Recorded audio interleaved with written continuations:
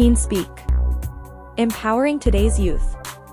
The purpose of TeenSpeak is to allow teens a safe space to share stories and strategies around challenges and inspire other teens on how to meet their own challenges or make their mark in our world.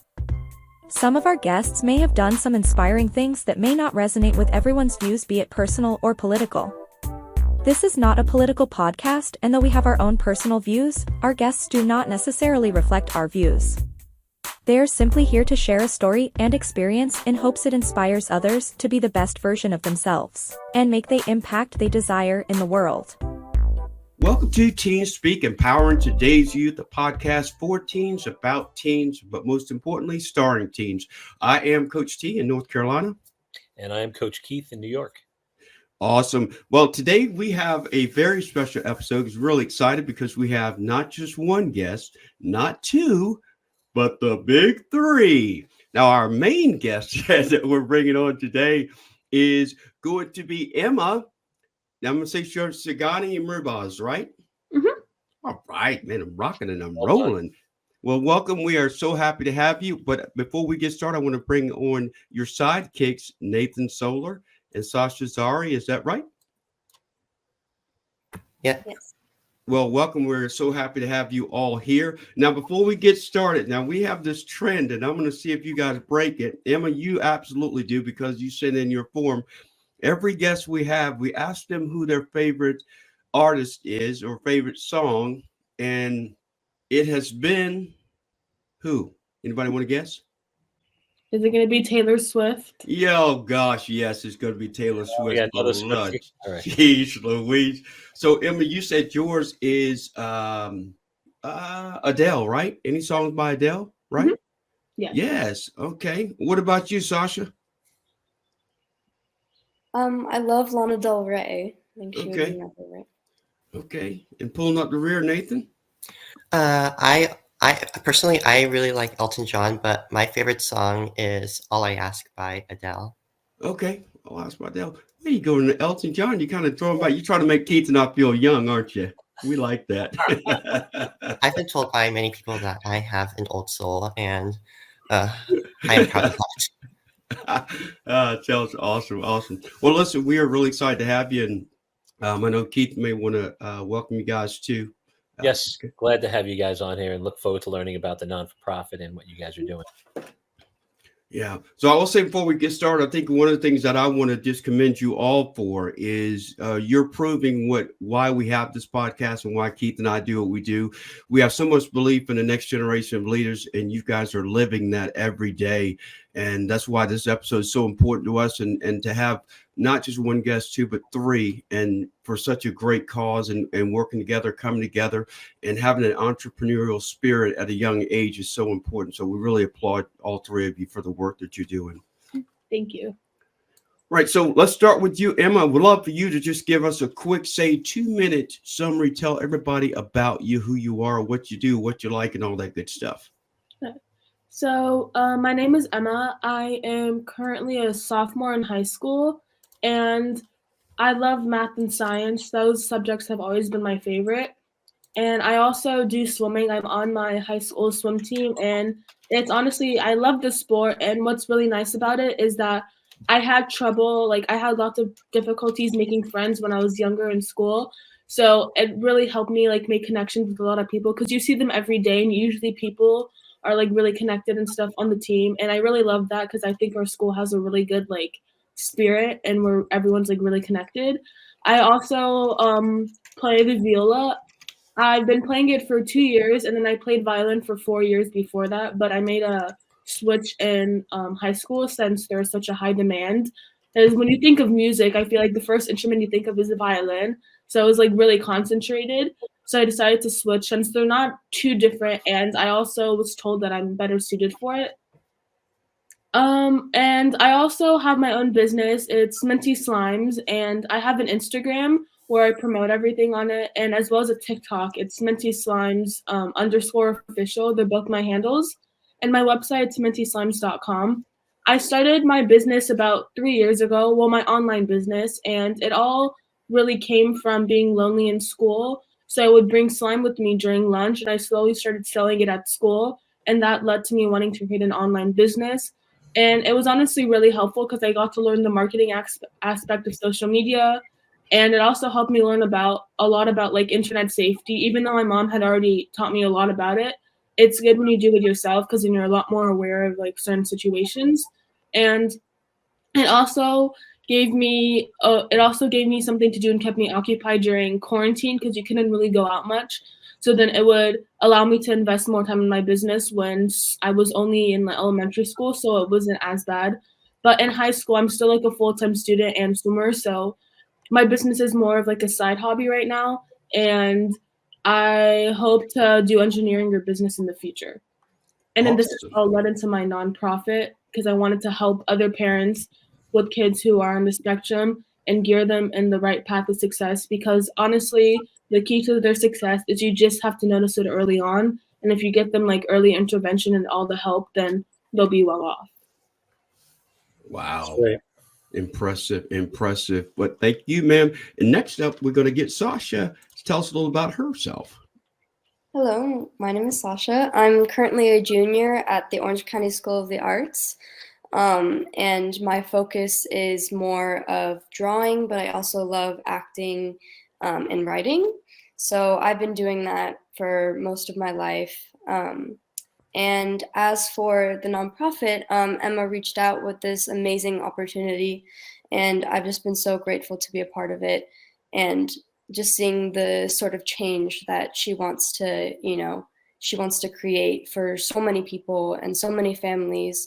It was really inspiring, and seeing how much she believed in helping others and helping people feel like they're not falling behind and feel like, they have the opportunity to still be great and still achieve their dreams and follow their dreams. So that goal was very inspiring to me and really motivated me to be a part of this. And Emma's a wonderful person, Nathan's a wonderful person, and I feel like we all just really work well together. I personally haven't known Emma for really long, but, just based off of, working in this nonprofit so far and organizing everything in our conversations, just everything all together, it's just been like a tremendous opportunity, and I'm so grateful to know her. But I am very grateful to, be helping her get, this project jump started, and I'm just very excited to see where it goes. Wonderful. Awesome. And of course, we bring up last but definitely not least, Nathan. So my name is Nathan. I am an aspiring author, and I am a cinephile. I am in 10th grade, and I attend Portola High School along with Emma, and we even started a film club together. And I truly feel blessed that she asked me to be a part of this project because I was actually really surprised that I was one of her first friends to know that she was diagnosed with autism. But this entire journey has been like a real treat for sure. So I have had the honor of watching Emma grow, progress, and develop alongside me for the past 3 years as my best friend and surrogate sister figure. And as someone who loves creating layered, complex characters in my stories with immense depth and nuance, I often ponder about the things that define a person for what they want to be known as to both audiences and readers, or rather in this scenario, society. I often notice that in the real world, most people with some sort of disorder, disability, or dissimilarity are like forced to wear and present it like a costume and a sort of distinction to portray a disconnection from the general public. But something that I've always admired about Emma is that she refuses to let herself be defined by her autism. I mean, right now we are here to talk about Emma Saighani, autistic girl, but every minute and moment I spend with her, I see her as Emma Saighani, my synchronous other half of our dynamic duo, and the snarky, enthusiastic best friend that I'll always be lucky to have in my life. I know that we all see those with autism as simply hapless figures who desperately need an extra push or two of support to survive in this unforgiving world. But from what I have learned from my voyage of struggle and triumph with Emma Saighani, there is so much more that resides on the inside of what is perceived. Most autistic people aren't even given a chance to be able to share what else makes up the complete composition of their inner souls.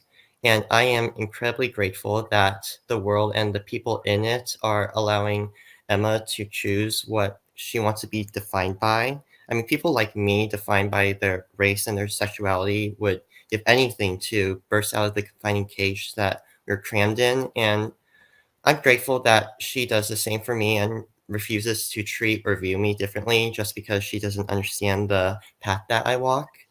I think we can. I think I can speak on the behalf of both Sasha and me when I say that we are deeply blessed to have Emma in our lives, and we confidently know that not only are we grateful to have her in our lives, but that the opposite is true. From the immense care and trust and love she exerts towards us, there's no doubt that this is what she wants to be defined by us. That was beautiful. I just want to say two things. First of all, for anybody listening, if anybody wants to question commitment of having these teens on here, it is 6:30 in the morning where they are, and they're here. So I just want to thank, because us old guys cannot do this at 6:30 a.m. It's 9:30 where we are. But so the whole point of this podcast, right, is to inspire other teens. Just you being here and speaking about that, right, it is so great for other teens with autism, right, or any neurodivergent teen, right, to know, because you said it, Nathan, right, like it doesn't define you. My son has ADHD really bad, like really, really, he's had it since he's little, and he's never allowed that to define him, and he's been successful as a result. And I think that it's all what's in here. So, I mean, just you being here, starting a non-for-profit, being able to speak about this, that is so inspiring to anybody else listening right now, or who will listen to this podcast, right, that struggles with the same thing. And that's why we do this, because let me tell you, the only thing that defines you is the limitations you put on yourself. And if you choose not to put limitations on yourself, there's nothing that can stop you, right? So I have much respect. And I think, Sasha, Nate, like so much that you guys said, like it's so wonderful to have this, I could see this relationship, like the beauty the three of you share together. And I just think like your sentiments and everything were amazing. And like, just keep doing, because that's what this is about, right? It's like being who you are, not being, having the courage to be who you are, and never letting anything hold you back from being who you want to be, because nothing defines you but yourself. So I think that's beautiful. But so with that said, Antoine, did you want to add to that at all? Or Well, no, you hit nail on the head. I think the only other thing I wanted to kind of maybe touch on is if for the others that are also listening is, I hope you're listening and feel the connection that these three young people have with not only a cause, but the respect that they have for each other. This is one of those things that Keith and I talk to kids a lot about, is valuing relationships, building and maintaining, fostering and nurturing relationships. Because when you establish that at a young age, it only gets stronger and better as you get older. And the three of you gave me goosebumps listening to all three of you talk about your passion and how much you respect one another. So I just want to applaud you for that, because that really popped out to me, and it really means a lot. And I just think it's wonderful. So I guess tell us a little bit about like Action with Autism, like how you raise the money and like what you want to use the funding for. Like what's I guess the mission of the non-for-profit, and share a little bit with us so people know. So my nonprofit, I came up with the idea about it with the nonprofit about almost 2 years ago, maybe a year and a half. And the main mission of my nonprofit is to like empower other parents and like with other parents on the spectrum and gear them towards like the right services that they need. And I haven't started the funding yet, but I'm about to start that process. And one of the things that I want to use the funding mainly for is, getting the early interventions or ABA in general, like the services you need, it can be a really long wait time because there's like such a high demand, because autism is literally in 25% of the population, like if you searched it up, that's like the ratio of 25 out of 100 people are likely to be on the spectrum. And there's only so many humans that can literally work and support that demand. So it's usually such a long wait. And two, it's usually pretty expensive. From what I know, I think insurance helps pay some of it, since it's considered like a healthcare service mainly, but it's still quite expensive. And also it's sometimes some ABA may not be as good as like the other ones. Like there's really different people because everyone is doing it themselves, so it really varies. The one that my mom had found for me, believe it was really amazing. The people who were there were amazing. And honestly, when I was little, before I knew that I was on the spectrum, when I was little, I literally thought, well, I would kind of think it was weird that an adult was coming to my house, but like they had implemented certain programs that would help teach me like real life skills, but they were in the form of like games. Like there was these, I remember one specifically was like you'd hide an object and then in 5 steps I'd have to tell them how to find it. But then now looking back, I realized that people on the spectrum usually have a hard time like communicating what they want to say in like a concise manner, because we all know what we want to say like up here. Sometimes when we like want to portray it, it gets a bit like difficult. So looking back, I'm like, wow, that was probably all to help enhance our ability to be direct in conversations and be explicit so everything is clear. And when I was younger, I probably wouldn't have never known. It was literally just a fun game to me. So I feel like it's also really helpful because the way the child perceives it is probably the most important thing. Because if they perceive it as being told what to do or being bossed around, they're gonna be like resentful to her, and they're also gonna rebel and not really want to do anything what they're told to do. So I feel like the funding that I'm gonna receive, I want to put it towards helping parents who aren't able to get the services and put it towards that aspect, so that way all kids are able to get the services they need. That's wonderful. And you know what? I just want to offer this up. My wife is a director of special ed, and she's a special ed teacher. So any questions, any support that we can offer. I was a parent member in school districts. I used to sit in on CSE and CPSE meetings and make sure parents understood what their rights were and what they're eligible for, right, for their children. So, I'm happy to off here help out any way I can with that. But what I was going to say is, I think it's great that like as teens, right, you're actually providing the service to parents, right? Like helping open parents' eyes and educate them on what they need to do. Because it's true. I remember being in meetings and parents had no idea what they were entitled to or how to go about getting it. So I think it's so much more powerful coming from a youth perspective, right? Like understanding it and knowing your rights and knowing what you're entitled to and knowing what's out there to support you. I think that's wonderful. So, one of the questions I was going to ask you is like, do you like when you working through this non-for-profit, like, do you work right now with like school districts or administrators to, help get that knowledge and get them on your team, right? Because I would think, if you can get some administrators on your team and people who actually is what they do for a living, right, to help support your cause. Just curious, your thoughts on that. So I definitely plan on partnering up with more communities and more one of the things I plan on partnering up with is that the city that I'm in, I plan on partnering up with the community centers, and that way I can connect in, because it's such a wide audience. So if I can connect there, then I'm able to reach more people.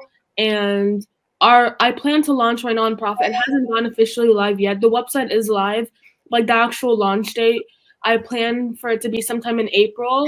April 13th-ish. Yes, April 13th. We're just crossing our fingers that the venue, we have to make reservations, so we're crossing our fingers the venue can be reserved that day. But why we wanted to do April is that April is actually Autism Awareness Month. So we were originally going to try and do it earlier, but then finding a venue was really hard, and the reservations, it was really hard. So we're like, actually April's coming up, so maybe it was a sign that it's meant to be done in April, and that's the reason maybe why finding a venue was so hard, because then it could be done in April instead for Autism Awareness Month. And also adding on something about the ABA. Also, the funding is meant towards ABA services, but if some parents maybe are still don't understand the importance of ABA and keeping it consistent, because the key component for helping like people in the spectrum learn is consistency. Like the people literally come to your house and do everything because that's the environment we're going to learn best in. And if you keep it inconsistent, then like anything in our lives that are inconsistent will make everything much harder. Like I was in bed at 7:30 sharp, like on every weekday from like Monday through Friday. And if I was like, even though it took me a while to fall asleep, because I couldn't shut my brain off, so I would be in like I couldn't sleep for until probably a good maybe 9-10 o'clock. Then I was still in bed at 7:30 no matter what, and my mom would make sure, even if she had plans with her friends, I remember her friends would come over to her house, and they would come over before my bedtime so I could hang out with them. And they're always the sweetest people, and I love them so much. And one thing my mom did is even after like the ABA, because you can't have ABA every single day, it's usually maybe a few times a week. My mom would still implement like what she saw from the ABA, what she would see them do, she would do with me. I remember that one time she wanted to put me in art class, and when we had went to the art studio, I was 4 years old, and she had told them that I wanted to join the art class. But then they told my mom that I had to be at least 5 years old. And she told them, she's like, she's on the spectrum, but she's really good at art. Like my mom told me I grabbed a pen before I could speak, and she would always see me like scribbling. So she noticed that, I would really love art. And then when she told them I was on the spectrum, they're like, well, that's not an issue, but the issue is, can she like sit unassisted for a while? My mom didn't know that people on the spectrum, or even with ADHD, since ADHD and autism are pretty similar, that you can have trouble like sitting focused for a certain amount of time because the classes were 1 hour and the teachers have like so many students, they can't like help every student so much. There's only like a certain extent. So I remember my mom showed me pictures that she had like this small yellow table, and for every night she'd be like, okay, Emma, just sit here for like 10 minutes, and she would slowly increase it. She's like, I don't care what you do, just sit there. And she told me in the beginning that it was really hard for me. And then she showed me pictures of the table. It was legit covered in stickers. It had so many crayon marks. It was really funny, but it was so cute. It had so many stickers. Like the only part of the table I could see were the legs. It was really funny. And also my nonprofit, I started my nonprofit because I feel like it would be such a good tool, and I feel like empowering parents and letting them know that their kids aren't going to be what they think autism is compared to what society like perceives autism as. So my mom had told me when she found out like my diagnosis, without all the books and articles there are, she told me that all she wanted was to meet someone who was on the spectrum, like who was a little bit older, so she could have like an envision, like kind of a roadmap, so she could connect with someone and like know what to do. Because sometimes you never know, there's so many different books, you never know like which, because books, they're all written by different authors, you never know like which one, there's like so many different things. So she told me that she really wanted to like meet someone who was on the spectrum and could like provide her like just a sense of ease knowing that her child was going to be well off. And when I had started high school, I was able to make some friends, and Nathan was actually the first friend that I made. And the first time I had met him was in an 8th grade school dance. So we didn't really talk much during then. It was only just one time. And then after that, when we had started high school, I had met with him, and then I kind of combined, and I met him in the first place because I was in orchestra in 8th grade, and two of my really good friends, they're twins. I sat next to one of them who played violin at the time. So they introduced me to their group of friends, which Nathan was a part of them. And then we slowly started talking in 9th grade, and I would sit with them during lunch. And then now I giggle with them every day during lunch. We always have like the best time. And then Sasha, our parents work together. And a couple of times that we'd be at the office, we'd usually talk, and we're pretty close in age. So I feel like we've got the chance to talk a lot, and we've become really close. So thank you guys for being my two like interns and helping me on this project, and thank you for being great friends. Of course. Just as a side note, when Emma met me for the first time in 8th grade, she was a little bit hostile towards me because she had gotten braces for like the first time. I had like, my braces adjusted, so I was like in the worst mood. Not in a good mood. But yeah, exactly what Emma has been saying. I mean, kids with autism, they have their parents to lean on for support. But how about the parents? Who do they have? So we want to be that beacon or beam of support that they can lean on or rely on whenever they have any questions. And we just want to be there for them. Just like, because Emma's mom, like she said, never had someone to lean on or to rely on to ask these questions. And we want to be there for everyone, for both the kids and the adults, to help them through their journey. That's great. I just want to just because for listeners that don't know, ABA stands for what? Applied Behavioral Analysis, right? Yes, it stands for Applied Behavior Analysis. So basically, their goal is to help to help the kids learn certain concepts they'll need in life. Like mainly, it's usually like social activities and stuff that'll help them in the long run. But the things that they do are like really disguised, where they don't even see, like the kids won't even notice it's helping them until maybe they realize when they're older, like I did. Yeah. I just wanted to clarify in case anybody didn't know. I wanted to give Sasha a chance to jump in here and add her 3.5 cents in there, if you would. Yeah, absolutely. Kind of building off of what Nathan said, we just find it really important to also like offer that support and lend that support to parents as well, because it would have been great for Emma's mom herself to have, services like what we're trying to give. But I personally, from knowing Emma, I think she did a great job.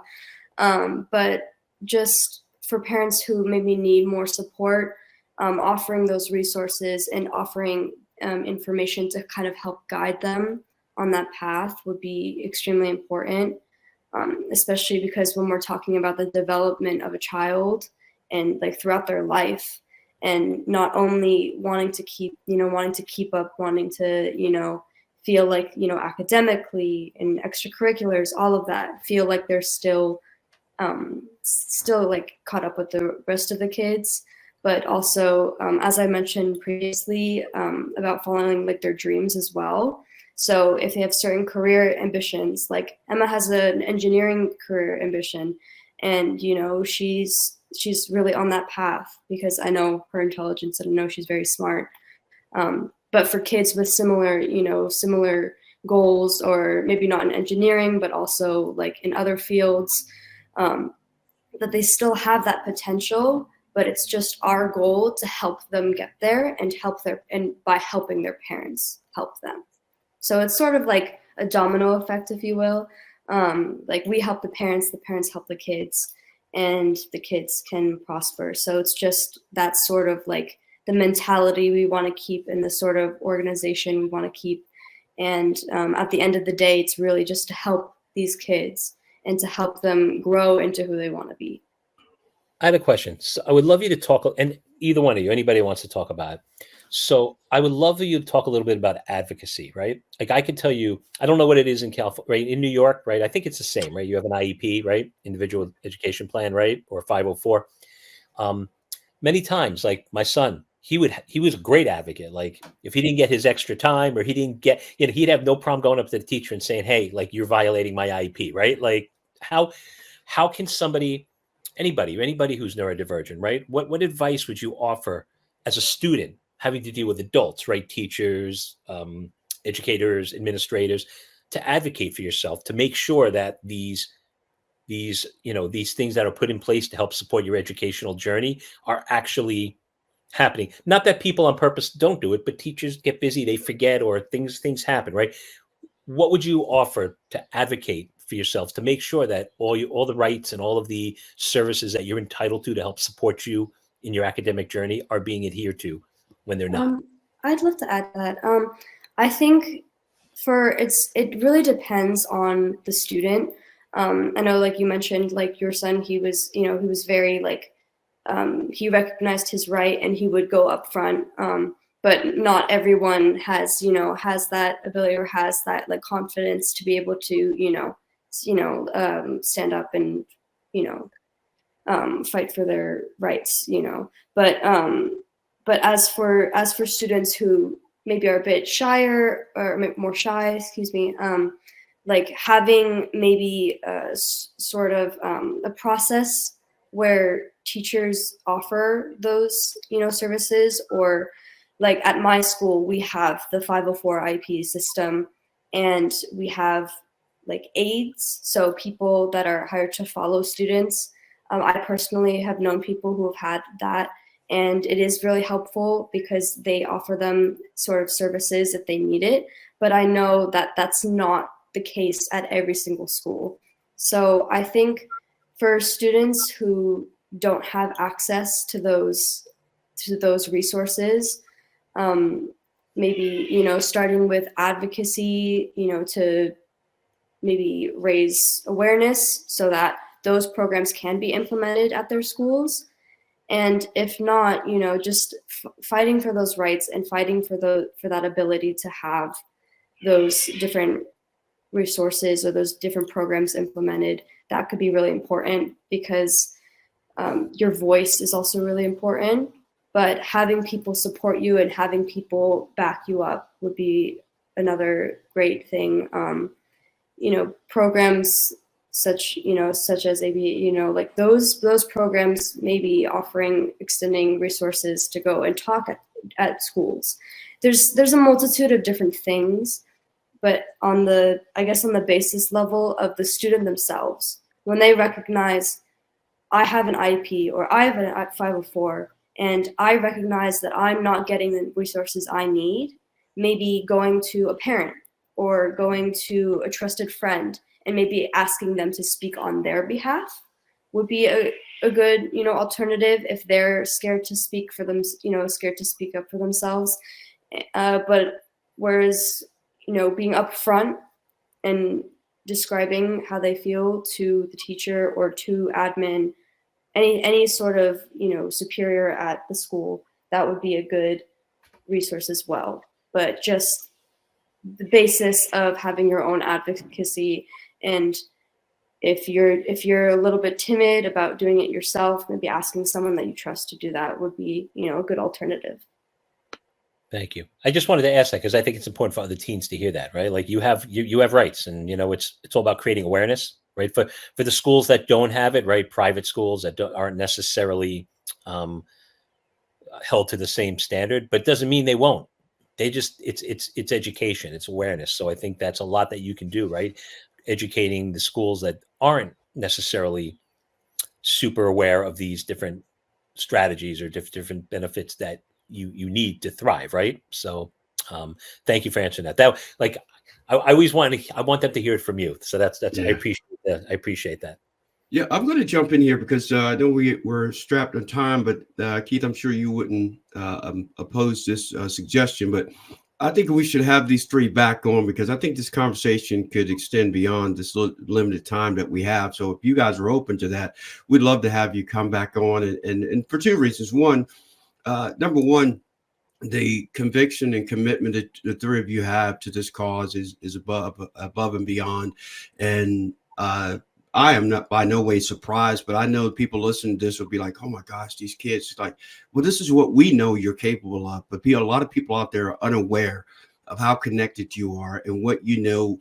You know what you need and you know how to get it, but you also realize that you're giving back to parents to make them understand as well that it's not just about them giving you guidance and direction, that you in turn can do the same thing for them. So we definitely want to have you back. And the other reason is because Action with Autism is going to launch in April. We want you to come back and give us an update because we want to be supporters of it as well. Because as of today, you have supporters for life. So anything that we can do, and we greatly appreciate it. And the other reason I want us to kind of wind up here is because we got another part of the podcast that we do with all of our guests, and we'll shorten it a little bit, but this is our speed round.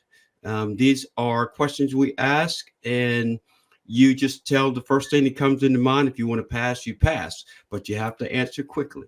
Okay?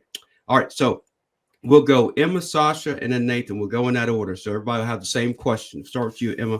If you could have one superpower, what would it be and why? If I could have one superpower, I feel like I'd probably want like the ability to like run like super speed. I feel like it would be a really cool ability. Or my second option would probably be maybe telekinesis. Okay. All right. Okay. Sasha?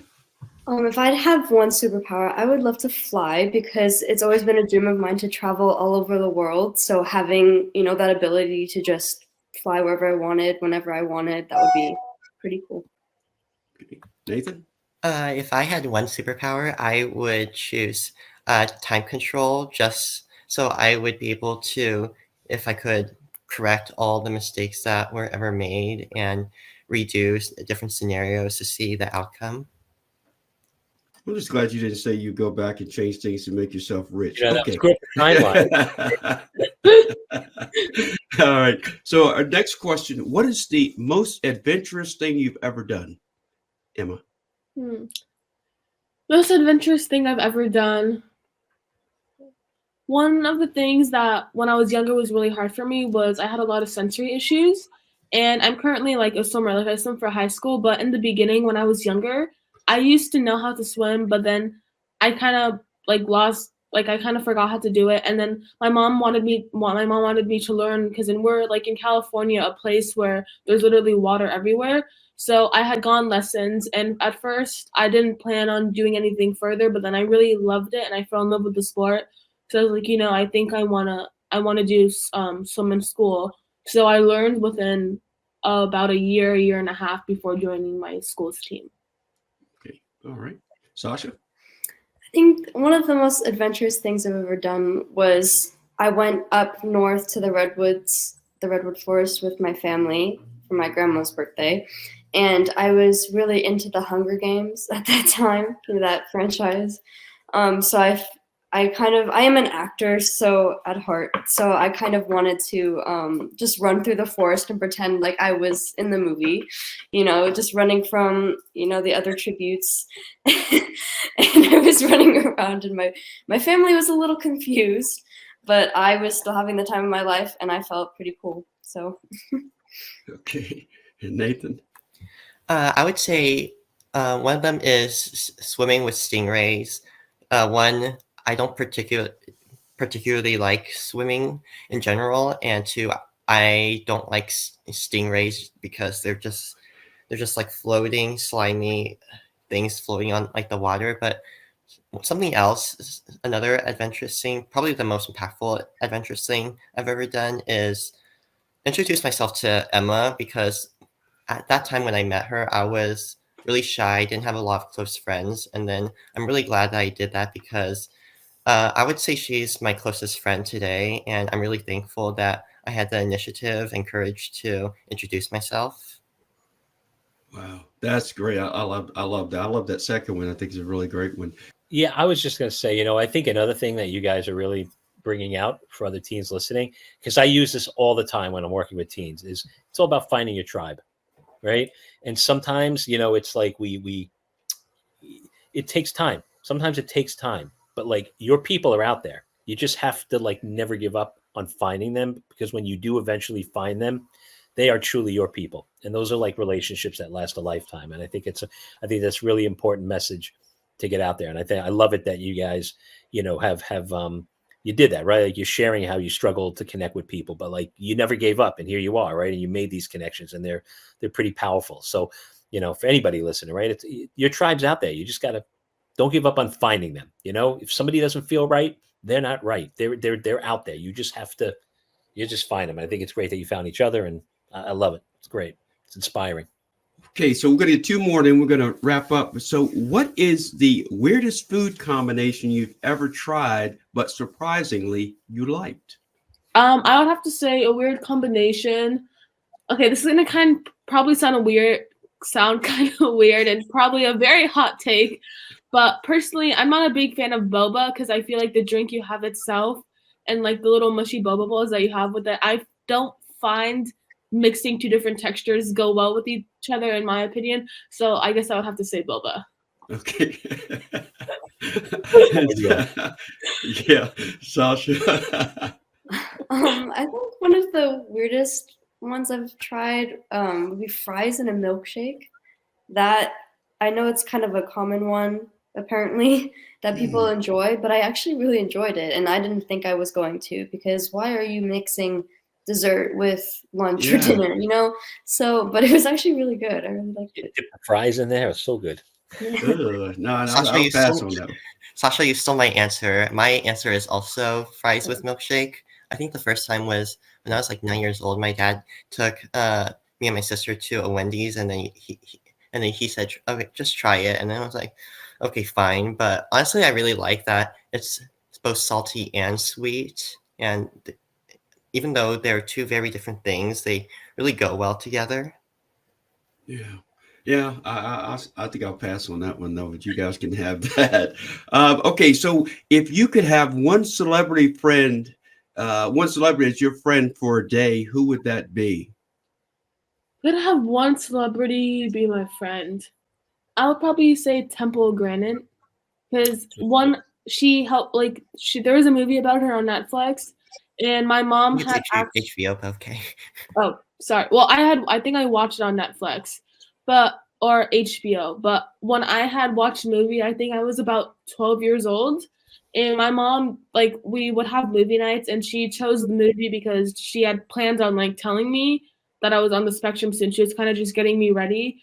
But when I had watched the movie, I noticed a lot of similarities that were too much of a coincidence. So I remember after that I had asked my mom, because I noticed all the signs, like she had like sensory issues like I did, and she was a picky eater. And I was like, okay, I couldn't get it out of my head. I'm like, why are we so similar? And eventually my mom was like cutting cauliflower and making lunch. I went up to her, I asked her, I'm like, am I autistic? And I said, don't you lie to me. So it was really funny. And I think it was like such an impactful movie. By the way, just before, I just want you to know, being what you're trying to do with a non-for-profit, you should reach out to her. She does Zooms all the time. I've actually met her on a Zoom. If you tell her you have a non-for-profit and what you're trying to do, I think she'd be very open to coming on and talking to your group. She's incredible. So don't think she's not reachable. She's definitely reachable. Reach out to her. You'd be amazed. She might actually be very happy to do something to support what you guys are doing. Oh, thank you for that suggestion. I definitely will. Yeah, I just want to throw that out there. She's very, very, very involved in speaking at schools and talking about this. And I think knowing that you have a non-for-profit that's totally started by somebody with autism, I think she would love to at least Support offer some that. type of support. Yeah, reach out. You'd be surprised. She's very good about speaking, and she spoke at my wife's school once. Like, she's really, really good. Don't be afraid to reach out. She's great. Sasha? Sorry. Oh, you're good. I would have to say I would love to spend the day with Keanu Reeves. I think he's such a great, yeah, I see the nods. He's such a great person, as well as an actor. And as an actor, I really would value his history and his experiences. But not only that, just hearing, especially with his life and the type of life he's had, and how his bad experiences and his, personal hardships didn't influence the type of person he is to other people in his day-to-day. And I think that's really inspiring. And honestly, I firmly believe that a lot of, everyone should be like him, be there for people and help people in any way possible. So I would really love to just chat about that with him. Yeah, I think he is a special individual, and I love how you started. Goes, he's a great person, and the actors was second, because I've watched clips where you ever see celebrities and everybody swoons over and they go and rush him. People don't do that to him. They approach him with respect because of the type of person he is, and then I think they value him as a person first and an actor second. And I think he's a great. That's a great choice, and I think everybody on here agrees. Nathan. If you would have asked me about a month ago, I would have probably said Steven Spielberg, but I feel like now my answer is Neil deGrasse Tyson, because I feel like with only one single day with him, I could learn a lot about just about like the world, basically. Not with Steven Spielberg, I am confined to a film, and as much as I would love that, I love movies and films and watching and analyzing them. I feel like I would get more out of spending the day with Neil deGrasse Tyson, because I can see how his mind works. I can see how he sees the world. I can see how he views society and everything that culminates in our universe. So I feel like that would be really cool. Awesome. Well, hey, listen, you guys have been beyond amazing, and I know Keith has enjoyed this. I know I have, because we got to just sit back and listen and learn, and our listeners did the same thing. So we really do appreciate each and every one of you, and wish you nothing but continued success. Keith, you want to add anything else before we wrap up? Well, first of all, I'm so glad none of you picked Taylor Swift. But I wasn't going to say it. I was going to leave that for you, but thank you. By the way, I think she's wonderful, the stuff she does. Yeah. No, I'm always very inspired, but I'm always inspired by youth, right? Like, I love working with teens. That's why I work with teens, right? We both work with teens. But I think just, anybody listening to this, right, seeing what you guys are trying to accomplish and what you're doing, that's why we do this. So just, follow your dreams and follow your passion. Do not give up on what you're trying to do, because it's if you want it bad enough, you will do what you set out to do. Sometimes the journey is not always as straightforward as we want it to be, but we all know, right? Resiliency and grit, that's what it takes. And as long as you have those two things behind you, and you have each other to support each other, there's no doubt wherever you want this non-profit to go, I'm sure it's going to go. So, and you got two supporters right here. Absolutely, for a lifetime. So really appreciate you all. And if you know someone, or you would like to be a guest on TeenSpeak, Coach Keith and I would love to have you.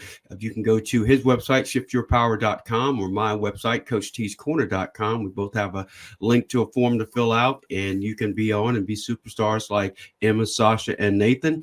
And then people be reaching out wanting to get your autograph.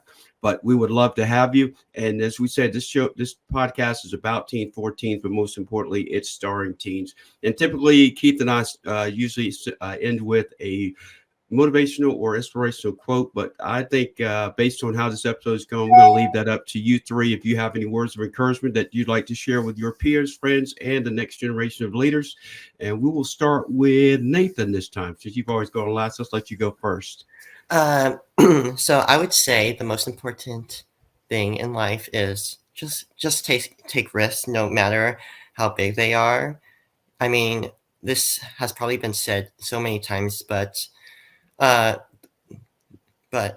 have to at least try, because at least trying is better than not doing it at all.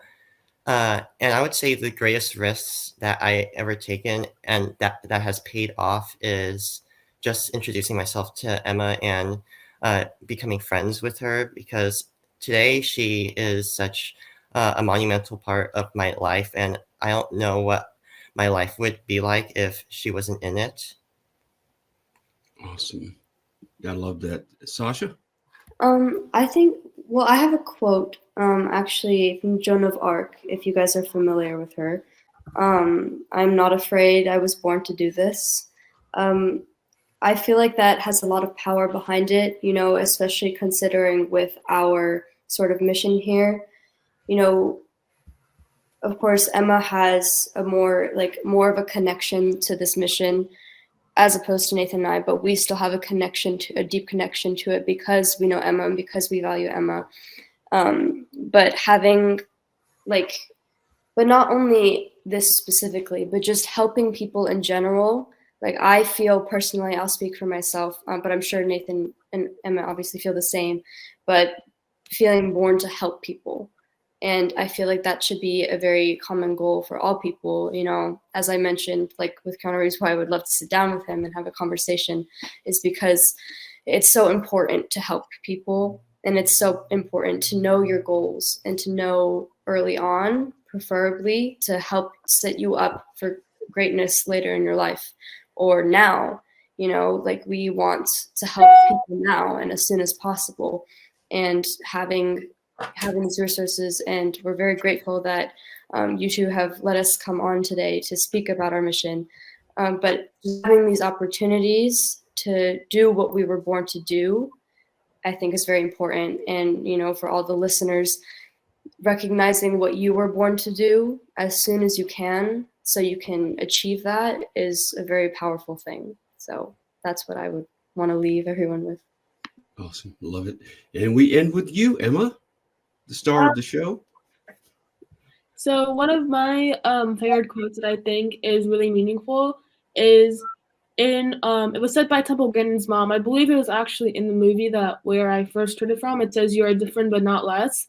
I feel like it's really meaningful and impactful because a lot of people sometimes think if like most people when people see someone's different, it invokes like fear, so they automatically think it's better to like push them down and make them feel like they're not superior because it's gonna make them feel like they can't like they want to make sure that like what they fear of being different won't like overtake them. So I feel like if you're different, it doesn't mean you're not less. It just means you're just unique. So I feel like that's one of like something that's really impactful because a lot of people in society are sometimes a bit like judged just by how they feel, but they don't really think deeper much like into it.